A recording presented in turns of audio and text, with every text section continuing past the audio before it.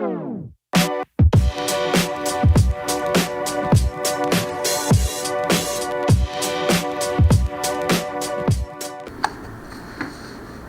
student, hope all of you good. So let's continue the chapter Life in Temperate Region. Today we will read next topic of this chapter Natural Vegetation and Wildlife. हम अब weld के बारे में पढ़ रहे हैं. ये grassland है जो है वो आपका अफ्रीका में आता है. तो इसकी वेजिटेशन और वाइल्ड लाइफ के बारे में पढ़ते हैं. Velds are temperate grassland and grasses both tall and short. Bushes and scattered tree from the vegetation cover of the area. Velds जो है वो temperate grassland है. यहाँ पे जो grasses है वो लंबी और छोटी दोनों तरीके की है. झाड़ियाँ हैं. जगह जगह हमें trees भी मिलेंगे जो कि इस एरिया की vegetation कहलाई जाती है. Trees are restricted to the river bank and higher slope. Higher slope और river bank के किनारे ही trees ज़्यादातर है.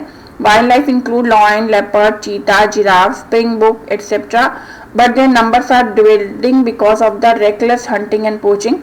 ये सब वाइल्ड लाइफ है, लेकिन dwindling का मतलब होता है इनके नंबर कम ज़्यादा होते हैं क्योंकि यहाँ पे बहुत ज़्यादा hunting और poaching हो रही है animals की. Several national park and wildlife sanctuaries have been set up in order to protect these animals and promote tourism. बहुत सारी नेशनल पार्क और वाइल्ड लाइफ सेंचुरीज बनाई गई हैं यहाँ पर, जिससे कि इन एनिमल्स को प्रोटेक्ट किया जाए और टूरिज्म को प्रमोट किया जाए. पीपल किस तरीके से काम करते हैं, क्या क्या काम करते हैं.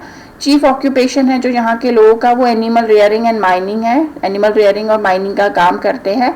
जैसे हमने प्रेरीज में पढ़ा था कि वो लोग एग्रीकल्चर भी करते हैं, but agriculture is not an important activity because of scanty rainfall and poor soil.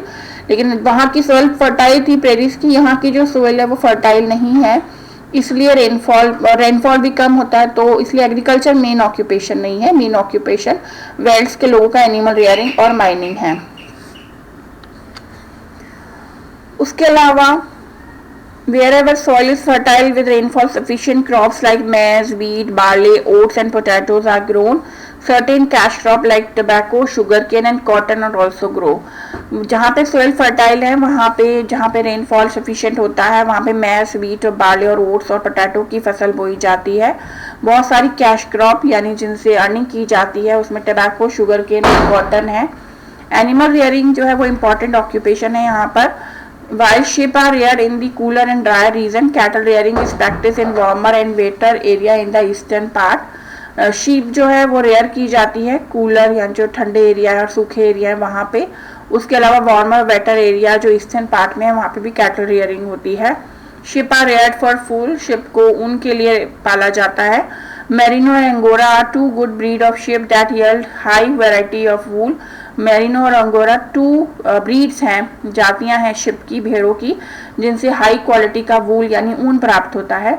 Dairy products है. बटर और cheese are produce for export यानी for the purpose of exporting to other country. जहाँ पे सामान दूसरी जगह पे भेजा जाता है उसमें बटर और चीज़ है जो प्रोड्यूस किया जाता है.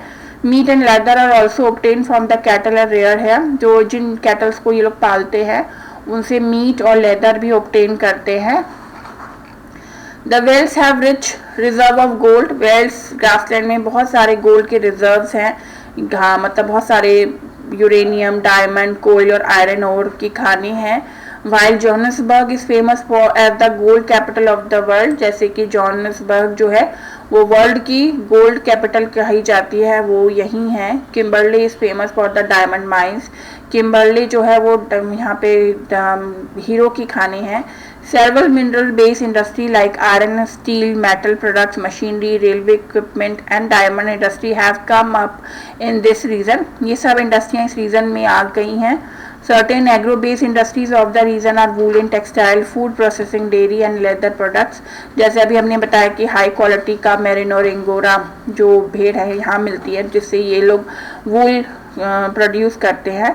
तो बहुत सारी एग्रो बेस्ड इंडस्ट्रीज भी इस रीजन में आ गई हैं. बहुत सारे जो वूलन टेक्सटाइल हैं, जो वूलन्स कपड़े बनाती हैं. फूड प्रोसेसिंग यूनिट्स हैं जो कि यहाँ के एनिमल से प्राप्त होता है.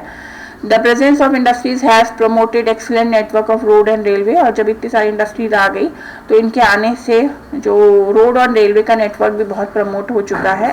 Major cities are also connected by airways. बहुत जो मेन सिटीज़ है इस वेल्ड्स में वो एयरवेज से भी कनेक्टेड है, यानी एयरलाइंस भी यहाँ पर है. ये किम्बरली डायमंड माइंस है जिसकी पिक्चर यहाँ पे दी गई है। तो ये चैप्टर हमारा फिनिश होता है।